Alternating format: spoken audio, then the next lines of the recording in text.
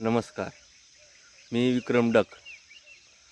आम्ही दररोज न चुकता सकाळ सकाळी वॉकिंग करायला येतो नदीपासून.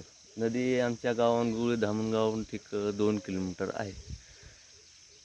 कधी भविष्यात आणि कधी भूतकाळात कधी घडणार नाही असं या सीझनमध्ये झालेलं आहे. ह्या 2025मध्ये झालेलं आहे.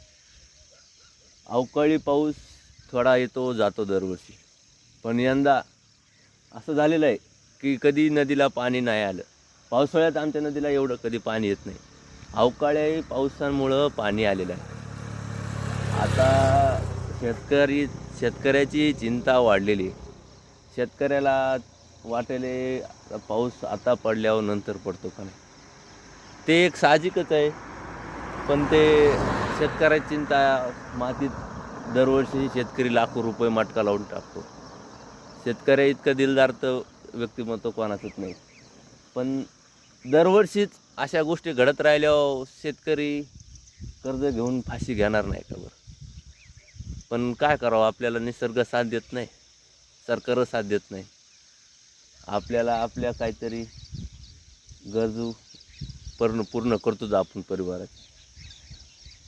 तर बियाणं आणायचं कसं, शेतकऱ्याचे शेतातले कामं राहिलेली आणि हे पाऊस चालू आहे.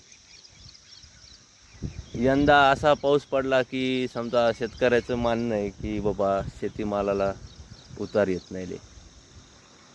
शेतीमालाला उतार येत नाही म्हणजे ते दरवर्षी समजा ते बापदाद्याने सांगितलेलं ते त्याचं की बाबा असं झालं, असं होतं. हो द्या, काय व्हायचं तर आपण संघर्ष करायला तयारच आहे. पण काय करावं, आपल्या नशिबात नेहमीच संघर्ष. हे बघा नदीचं पाणी, हे आमचा रोड.